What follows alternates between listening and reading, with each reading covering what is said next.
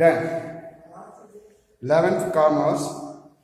Sir, adutha function business level adutha very important functions that's called a transportation. In a transportation there is a essential value of business activity. You may start the business at anywhere. Transportation is a very frequently to transfer the goods to one place to another. Actually, transport once upon a time the business has started in a nearby to live in the nearest people living in the nearest place. Actually, business and the goods are transferred to one place to another. The transportation is a very important things to modernization of the business activity. Transport service facilitates the smooth and carrying of goods and pass the goods to buyer to the seller immediately. The transportation is a very important concept. In the transport smooth carriage of goods placed to producer to the place of consumer. Transport also facilitates traveling of people from one place to another place. The different types of transporters are given below. Types of transport: surface transport. Surface transport is nothing but that's called a land transport. In ancient days, அப்பெல்லாம் transport எப்படி போச்சு தெரியுமா sir? Only டிரான்ஸ்போர்ட்டேஷன்லாம் கண்டுபிடிக்கிறதுக்கு முன்னாடி அந்த transport பூரா எப்படி நடந்தது?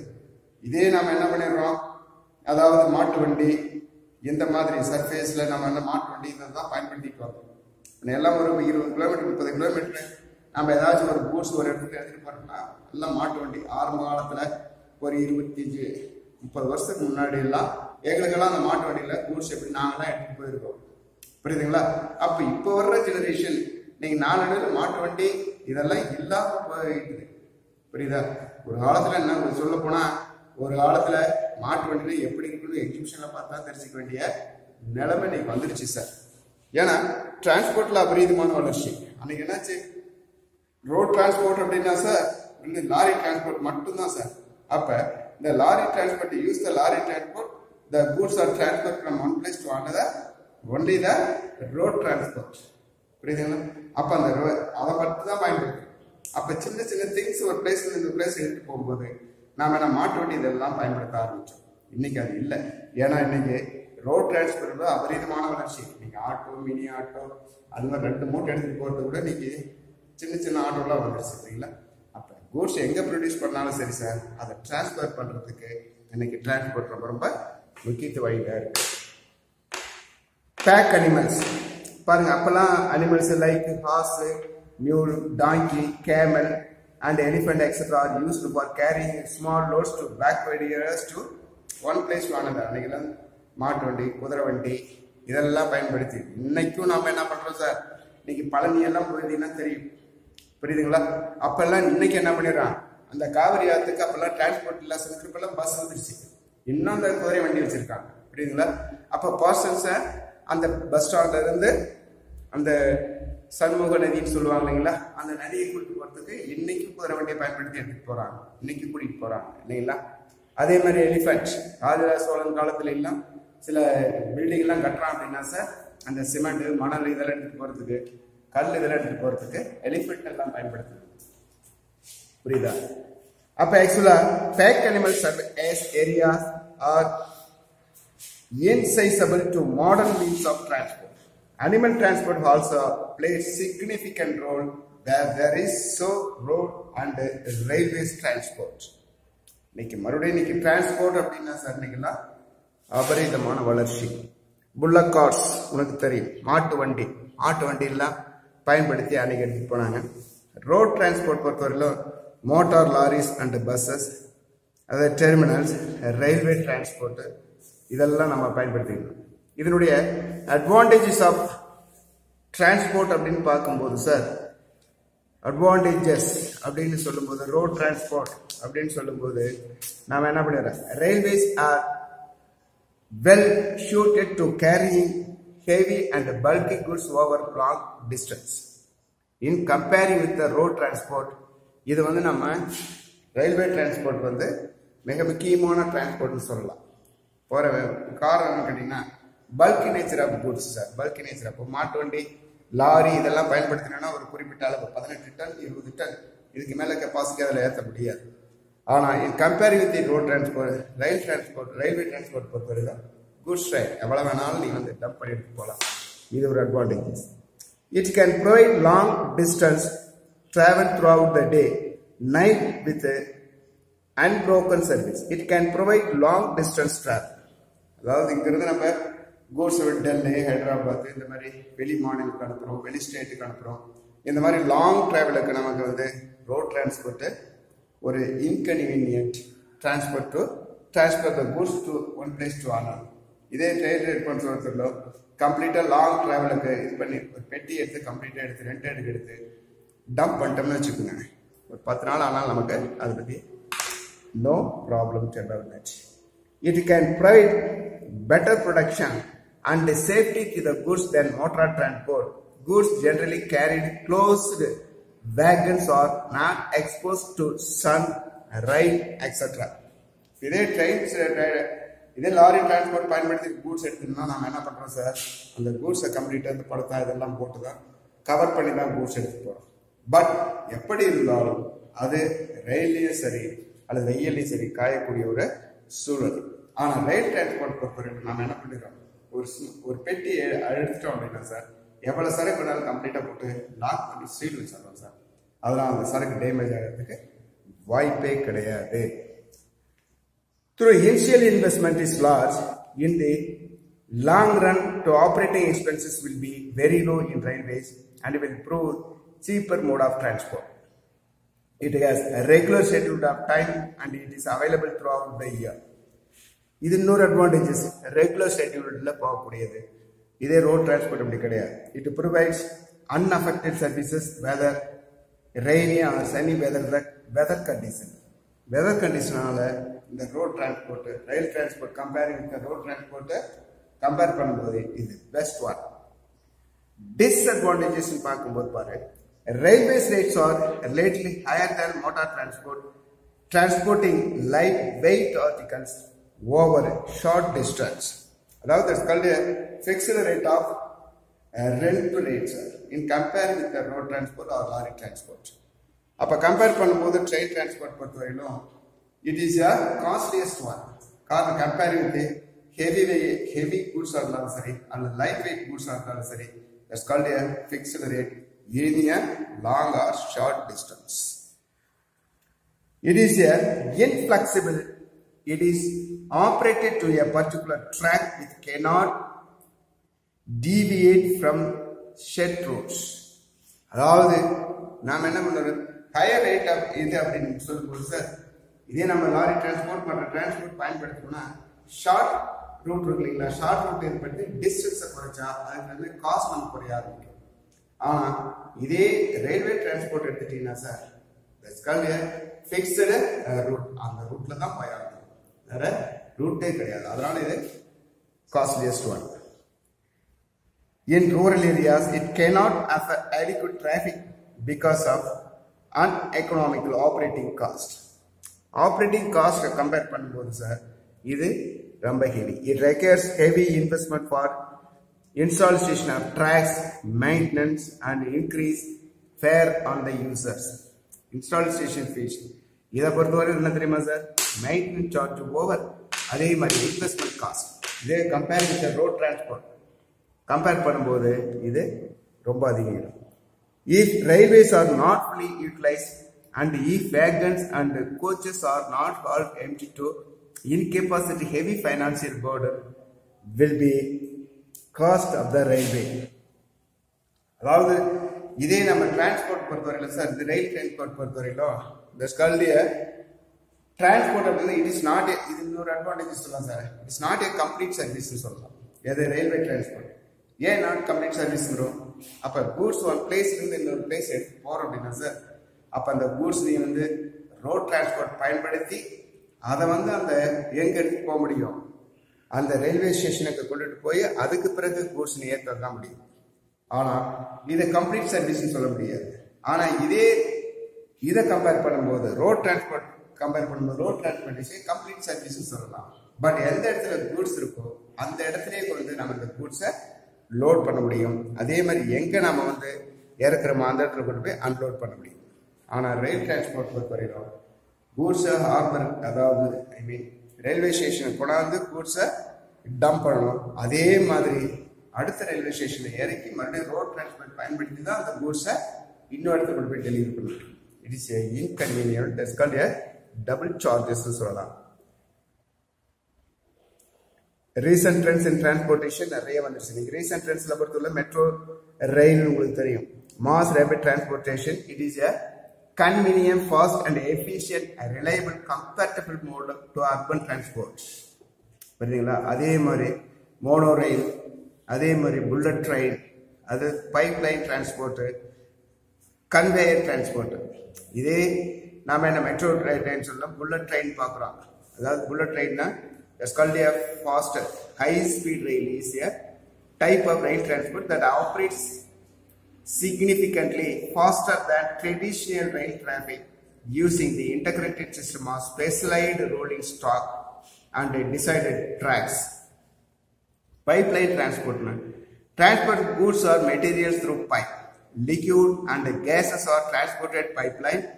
Pipeline exists for the transport of crude and refined petroleum fuels such as oil, natural gas and biofuel, etc.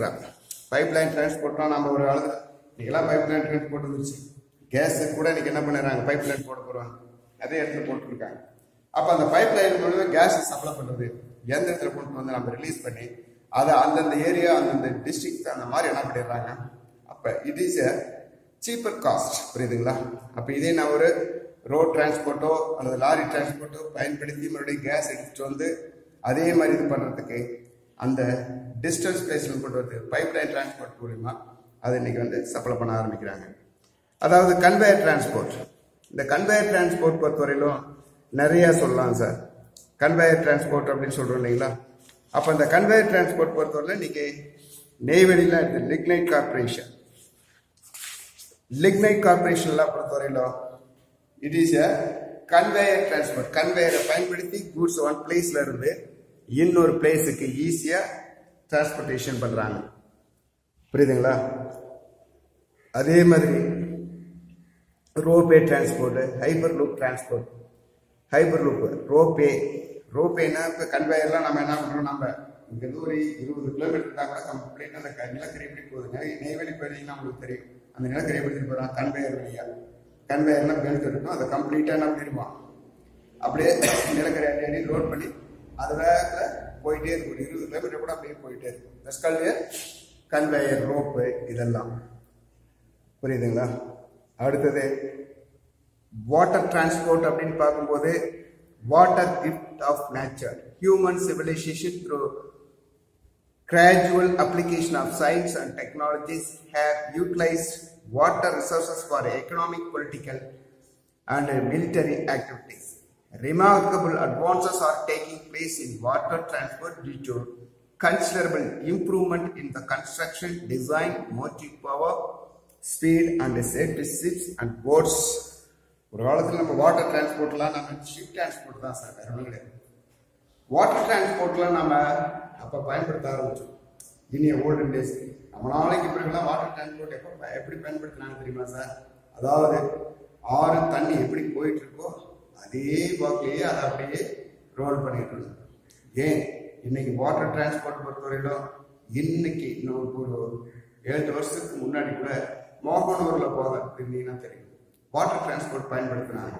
எப்படி அந்த போட்டை வச்சு என்ன பண்ணிருப்பாங்க, இந்தாண்ட மோகனூர் அந்த பிரிட்ஜு ஓப்பன் பண்ணுறதுக்கு முன்னாடி, பிரிட்ஜு கட்டுறதுக்கு முன்னாடி இந்தாண்ட மோகனூர், அந்தாண்ட ஒரு 4 கிலோமீட்டர் தள்ளி வாங்க. அப்போ நான் ரோட் டிரான்ஸ்போர்ட்டை பயன்படுத்துகிறேன் அப்படின்னா சார் நான் என்ன பண்ணி ஆகணும் சார், மறுபடியும் நாமக்கல் வந்து வேற ரூட்ல தான் நான் என்ன பண்ண முடியும், வாங்கலுக்கு போக முடியும். ஆனால் இன்னைக்கு அந்த பிரிட்ஜு கட்டிட்டாங்க சார். பிரிட்ஜு கட்டுறதுக்கு முன்னாடி போட்டை பயன்படுத்தி தான் என்ன பண்ணிடுவாங்க, அந்த மோகனூருக்கு வாங்கலுக்கும் கிராஸ் பண்ண ஆரம்பிச்சோம். ஒன்லி 4 கிலோமீட்டர்ஸ் அப்படின்னு வச்சுக்கலாம். அப்ப என்ன பண்ணுவாங்க, அந்த போட்ல எவ்வளவு பெரிய வெஹிக்கிளா இருந்தாலும் சரி போட்ல எடுத்து போட்டுக்கிறான். அங்கிருந்து என்ன பண்ணிடுவான், வாட்டர் எப்படி போயிட்டு இருக்கோ அதே வேகத்துல போய் என்ன பண்ணிடுறான், அந்த இடத்துல கரையை சேர்க்கிறாங்க.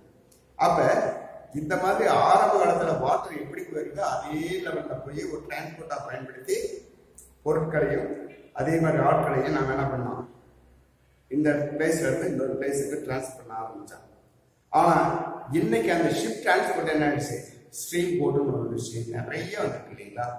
அதாவது ஸ்ட்ரீம் போர்ட்ல நீங்க என்ன பயன்படுத்தலாம், தண்ணி ஏற்று கூட போகக்கூடிய அளவுக்கு நீங்க ஸ்ட்ரீம் போர்ட்டை ஃபிக்ஸ் பண்ண ஆரம்பிச்சிட்டாங்க. பாருங்க, இந்த வாட்டர் வேஸ்ல ரெண்டா பிரிக்கிறது. there are two types of water waste, inland water waste, ocean water waste. Inland water waste compares the rivers, canals and lakes. It is also known as internal water transport. Rivers that are naturally available are called natural water waste. Canals and rivers belonging to the category of artificial transport. அதாவது natural transport அப்படின்னு பார்க்கும்போது இந்த water வேஸ்ட்லேயே move பண்ணி ஒரு இடத்துல இன்னொரு இடத்துல transport பண்றது சார். இன்னைக்கெல்லாம் என்ன தெரியுமா சார், இதெல்லாம் ஆர்டிபிஷியல் டிரான்ஸ்போர்ட் சிஸ்டம் இன்னைக்கு வந்துருச்சு. அதாவது என்ன பண்றோம், எந்த இடத்துல அதிக ஆள் இருக்கோ அந்த இடத்துல ஹார்பர் அமைக்கிற அளவுல இருந்து அந்த ஷிப்பை பயன்படுத்தி அந்த பொருளை அந்த இடத்துல கொண்டு வரதுக்கும் டிஸ்டன்ஸை நம்ம கீப் பண்றதுக்காகவும் இன்னைக்கு என்ன பண்ணோம், ஆர்டிபிஷியல் செயற்கையா ஒரு துறைமுகத்தை ஏற்படுத்தி. அப்பெல்லாம் வாட்டர் வேஸ் அப்படின்னா, அப்ப ஹார்பர் அப்படின்னா சார் அதே இடத்துல அமைந்து இருக்கக்கூடிய இடத்தை நம்ம ஹார்பரா பயன்படுத்தணும். புரியுதுங்களா. இன்னைக்கெல்லாம் ஆர்டிபிஷியல் எல்லாம் என்ன பண்ணணும், அதை கம்ப்ளீட்டா ஏற்படுத்தி நீ கொண்டு வர ஆரம்பிச்சிருக்கோம். பாருங்க, advantages of inland waterways. It is considered as the cheapest mode of transport among the other than modes of transport. அப்ப வாட்டர் டிரான்ஸ்போர்ட் பொறுத்தவரையிலும் இதை சீப்பஸ்ட் டிரான்ஸ்போர்ட்னு சொல்றோம். காரணம் கேட்டீங்களா, இதே ரோட் டிரான்ஸ்போர்ட்டா இருந்தாலும் சரி, அதே ரயில் டிரான்ஸ்போர்ட்டா இருந்தாலும் சரி, you invest the so many amount invest தான். புரியுதுங்களா, நிறைய இன்வெஸ்ட் பண்ண வேண்டியது இருக்கு. இதே ரோட் டிரான்ஸ்போர்ட் இருந்தாலும் நாம என்ன பண்ணிடுறோம், தார் சாலை அமைக்கணும், அது தாரை பயன்படுத்துறோம், அதற்கு செலவு. இதே ரயில் டிரான்ஸ்போர்ட்டா இருந்தாலும் என்ன சார் பண்றோம், நம்ம ரயில்வே ஸ்டேஷன்ல இருந்து அதனுடைய ட்ரெயின் ரூட் அமைக்கிறோம் இல்லைங்களா, அதுல ஏகப்பட்ட இன்வெஸ்ட்மெண்ட் நம்ம பண்ண வேண்டிய நெசசிட்டிஸ் ஏற்படுது. ஆனா வாட்டர் டிரான்ஸ்போர்ட் பொறுத்தவரை you need not check any route. எந்த ரூட்டையும் நம்ம என்ன பண்ண வேண்டியதில்லை, போட வேண்டிய அவசியமே கிடையாது. அதான் இது இயற்கை கொடுத்த வரம்னு சொல்லுவாங்க தமிழ்ல. புரியுதுங்களா. cheapest mode of transport among other mode of transport. பாருங்க, it is carries goods smoothly due to the absence of shaking and jolting during the transit. It is essentially suitable for the carriage of perishable goods like glassware, earthware and etc. without causing any damage. இன்னொரு advantages எப்படின்னா sir, அதாவது any shaking R ஜோல்டிங் இல்லாம the goods are transferred to one place to another without holding or without jerking அப்படின்னு சொல்லுவாங்க. அப்ப எந்த விதமான jerking இல்லாம எது இல்லாம வாட்டர் டிரான்ஸ்போர்ட்ல நம்ம டிராவல் பண்ணணும். It is a perishable nature. That's called a glasses and so many else சொல்லுவோம். இப்போ கிளாஸஸ் அப்படின்னு சொல்லும்போது நம்ம என்ன பண்ணிடுவோம், ஒரு ரோட் டிரான்ஸ்போர்ட் பயன்படுத்துறோம் அப்படின்னா சார், நாம என்ன பண்றோம், ஒரு கிளாஸை ஒரு லாரியில் கொண்டு போறோம்னு வச்சுக்கோங்களேன். அப்ப திடீர்னு நம்ம ரோட்ல சொல்லவே தேவை இல்லைங்களா, நல்லா இருக்கும், மழை 4 மழை வருதுன்னா அது கூட எல்லாம் பள்ளம் இருக்கும். அப்போ ஒரு ஜர்க்கிங்ல போய் தண்ணி நின்றுட்டு இருக்கோம், அது பள்ளம் தெரியாது, போய் டம்னு விடுவான். விட்டோம்னா கிளாஸ் கம்ப்ளீட்டா என்ன ஆகிடும், கம்ப்ளீட்டா சில்லா உடஞ்சிடும் இல்லைங்களா. அப்ப அதனால நிறைய நம்ம என்ன ஃபேஸ் பண்ண வேண்டியது, லாஸ் ஃபேஸ் பண்ண வேண்டியது. அதே இந்த வாட்டர் டிரான்ஸ்போர்ட் பயன்படுத்தப்பட்டுள்ளோம், நோ ஜர்க்கிங். அதாவது ஒரு டம்ளர் தண்ணி எடுத்து எதிர ஷிப்ல வச்சீங்கன்னா அந்த தண்ணி சிந்தாம போகும், அந்த அளவுக்கு ஸ்மூத்தா போகக்கூடியது. புரியுதுங்களா. அதுக்கு அடுத்தது, it is more suitable for heavy loads. இன்னைக்கு இருக்கிற டிரான்ஸ்போர்ட்லயே ஹெவி பல்கி ஐட்டம்ஸ் இதெல்லாம் ஏற்றப்படக்கூடியது, ஹெவி லோட்ஸ் ஏற்றப்படுறது வாட்டர் டிரான்ஸ்போர்ட் மட்டுமே. காரணம், ஏன் வாட்டர் டிரான்ஸ்போர்ட் பயன்படுத்துறோம், அதாவது இதே நம்ம ரோட் டிரான்ஸ்போர்ட் பயன்படுத்துறோம்னா, ஒரு லாரி ரோட் டிரான்ஸ்போர்ட் லாரியை பயன்படுத்துறோம் அப்படின்னா சார், அந்த லாரியில ஒரு 18 டன்ஸ் அப்படின்னா சார் 18 டன்ஸுக்கு மேல அதனுடைய கெப்பாசிட்டி ஏற்ற முடியாது. ஆனா அப்ப வெயிட் ஈஸியா தெரியும். இதே வாட்டர் நாம என்ன பண்றோம் சார், எவ்வளவு லோடு ஏற்றினாலும் அந்த வெயிட் தெரியும். புரியுதுங்களா? இதே நீ தண்ணியில ஒரு கிணத்துல குதிக்கிற, நம்ம சதீஷ் சார் கிணத்துல குதிக்கிறாருன்னு வச்சுக்கோங்க. அப்ப என்ன பண்ணுவோம், நம்ம அந்த தண்ணியில் நாம உள்ள இருக்கும்போது அந்த 4 முடியை பிடிச்சிருந்தா கூட ஈஸியா மேல பண்ற முடியும். That's called a weightless. புரியுதுங்களா? அதே மேல வந்துட்டா நாம என்ன பண்ண முடியும், வெயிட் அப்படியே தெரியும் இல்லையா? அதே மாதிரி வாட்டர்ல போக போக நமக்கு வெயிட்டே தெரியாது சார், லைட் வெயிட். அதனாலதான் sir ship transport heavy loads. இப்ப பாருங்க, மணல், ஆயில், குட் ஆயில், சிமெண்ட், இதெல்லாம் ரொம்ப வெயிட் உடைய சரக்கு பூரா என்ன பண்ணிடுறோம், குரோர் கணக்குல எடுத்துட்டு வரோம் அப்படின்னா சார் அது பூரா நம்ம எடுத்துக்கணும் ஷிப் டிரான்ஸ்போர்ட்ல மட்டும்தான். இதே நம்ம வந்து என்ன பண்ணிடுறோம், குவைத்துல இருந்து பெட்ரோலியம் ப்ராடக்ட்ஸ் கம்ப்ளீட்டா எடுத்துட்டு வரோம் அப்படின்னா சார் அதை கம்ப்ளீட்டா அதுக்குன்னு இதே டிரான்ஸ்போர்ட்ல பொறுத்தவரைக்கும் சார் கப்பல்களை தொட்டி கப்பல் ஒன்று இருக்கு சார். அப்ப அதுக்காக வடிவமைக்கப்பட்ட கப்பல்கள் தனித்தனியா எப்படி நம்ம டிரான்ஸ்போர்ட்ல பொறுத்தவரைக்கும் நாம என்ன பண்ணிடுறோம், இதே நம்ம பெட்ரோலியம் கொண்டு போறதுக்கு தனி டிரான்ஸ்போர்ட் இருக்கு, ஒவ்வொன்றுக்கும் ஒவ்வொரு வே இருக்க, பால் கொண்டு போறது தனி, கேஸ் ஐட்டம் கொண்டு போறது தனி, அதுக்குன்னு வடிவமைக்கப்பட்ட சில டிரான்ஸ்போர்ட் இருக்கு. அதே மாதிரி கப்பலை பார்த்தோம்னா பேசஞ்சர் ஷிப்ல இருக்கு சார். அதே மாதிரி அன்பேசஞ்சர் ஷிப்ல இருக்கு. அன்பேசஞ்சர் ஷிப் வந்து தொட்டி கப்பல்னு சொல்லுவோம். அப்ப என்ன பண்ணிடுவோம், அங்கிருந்து பெட்ரோலியம் ப்ராடக்ட்ஸ் கம்ப்ளீட்டா கொடுக்கும் போது கம்ப்ளீட்டா ஸ்டார்ட் பண்ணி அதை கம்ப்ளீட்டா ஃபுல்ஃபில் பண்ணிக்கணும் சார். ஃபுல்ஃபில் பண்ணி அப்படியே வந்துட்டே இருக்கும். பட் வெயிட்டே தெரியும். அதனாலதான் இதை ரொம்ப suitable for a heavy loads சொல்றோம். There is a lesser pollution in water transport. மிகப்பெரிய அட்வான்டேஜ் இன்னைக்கு lesser transportனு சொல்றோம். அப்ப lesser transportation அதாவது பொல்யூஷன் அப்படின்னு சொல்லும்போது நீங்க பொல்யூஷன் தான். இன்னைக்கு நம்ம இன்னைக்கு இதுல நல்ல மழை பெய்யுது இல்லையா? அப்ப அந்த நல்ல மழை பெய்யுறதுக்கு காரணம் தெரியுமா சார்? என்ன காரணம்? அதாவது இந்த கொரோனா அப்படின்னு ஒண்ணு வந்தது. கொரோனாவில் வந்து நம்ம என்ன பண்ணோம் சார், ஒரு 3 மாசம் கம்ப்ளீட்டா 2 மாசம் லாக்டவுன் பண்ணோம். லாக்டவுன் பண்ணனால கம்ப்ளீட்டா பொல்யூஷன் அப்படியே குறைஞ்சுது சார். பொல்யூஷன் கம்ப்ளீட்டா குறைஞ்சதுனால தான் சார் நமக்கு நல்ல மழை பெய்யும். அதனால வருஷத்துக்கு இனிமேல் ஒரு 2 மாசம் 3 மாசம் நாம என்ன பண்ண இந்த மாதிரி லாக்டவுன் பண்ண ஆரம்பிச்சான்னு வச்சுக்கோங்க, நல்ல மழை பெய்யும் சார். அதான் இப்ப கம்பேரிங் வித் வாட்டர், அதாவது கம்பேரிங் வித் வாட்டர் டிரான்ஸ்போர்ட், இதே ரோட் டிரான்ஸ்போர்ட் நிறைய பொல்யூஷன். புரியுதுங்களா? பொல்யூஷன் போயிட்டே இருக்கும். அப்ப என்ன ஆயில் மிக்சிங் வரும், அப்ப ஏகப்பட்ட புகை, டஸ்ட், இதெல்லாம் ஏகப்பட்ட பொல்யூஷன். ஆனா வாட்டர் டிரான்ஸ்போர்ட்ல அந்த பொல்யூஷன் இருக்கிறதுக்கு வாய்ப்பே கிடையாது. Initial investment of river service as less expenditure on higher maintenance in lesser than road transport and rail transport sir. Disadvantages of inland transport அப்படின்னு சொல்லும்போது it is the slowest means of transport as compared to this. Railways are quicker, safer and cheaper means of transport. அதாவது எல்லாத்துலயும் நமக்கு advantages இருக்குதுன்னா ஒரு disadvantages இருக்கு sir. But இது வந்து ஸ்லோ மூவிங் தான். அப்போ ஒரு கூட்ஸை ஒன் பிளேஸ்ல இருந்து ஒரு பிளேஸுக்கு மிக விரைவாக கொண்டு செல்வதற்கு it is not suitable for the ship transport அப்படின்னு சொல்லுவோம். Blood caused during a rain season per lack of flow of water during summer season affect to play the boats and steamers. அதாவது வெள்ளம், சூறாவளி இந்த மாதிரி காலத்தில் இந்த டிரான்ஸ்போர்ட் ரொம்ப ஏற்றதல்ல. Sometimes rivers also change their way. It leads to stoppage and uncertainty in usage of this means of transport. சில நேரத்தில் என்ன ஆகுதுன்னா, இப்போ வாட்டர் டிரான்ஸ்போர்ட் அப்படின்னு இன்லேண்ட் டிரான்ஸ்போர்ட்னா ஆறு வழியாக தான் அந்த ஷிப்பை பயன்படுத்தும். திடீர்னு அதனுடைய பாதையை மாற்ற ஆரம்பிச்சுன்னு வச்சுக்கோங்க, வாட்டர் பேஸை மாற்ற ஆரம்பிச்சது அப்படின்னா சார் உடனே அதை நிற்க வேண்டிய ஒரு சூழ்நிலை. புரியுதுங்களா? அதே மாதிரி ஓஷன் ஆர் ஷீ டிரான்ஸ்போர்ட்னு சொல்லுவோம். பாருங்க, ocean transport has been playing a significant role in development of economic, social and cultural relations among the countries of the world. International trade owes its growth to ocean transport. Ocean transport enjoys place in aiding the international trade. இன்னைக்கு பொறுத்தவரையில ocean R சீ டிரான்ஸ்போர்ட்டுங்கிறது எல்லா transport பொறுத்தவரையிலும் ocean and sea transport பொறுத்தவரையிலும் இன்னைக்கு international ட்ரேடுக்கு தான் sir அந்த transport மிகவும் அபரிதமான வளர்ச்சி அப்படின்னு சொல்லலாம். எல்லா டிரான்ஸ்போர்ட் அதாவது import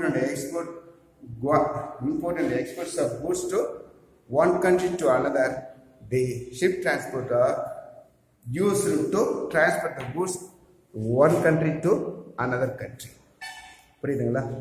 types of ocean transport அப்படின்னு சொல்லும்போது பாருங்க, coastal shipping constitute an important means of transport in all countries having a long coastline.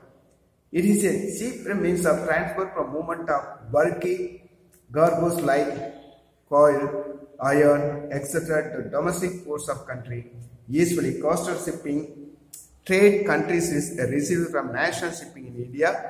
Coastal shipping trade is not exclusively reserved for Indian ships. ஷிப்புங்கிறது ocean transport இல்லை அப்படின்னா sir நாம் என்ன பண்ண முடியாது. சில பொருட்களை நாம்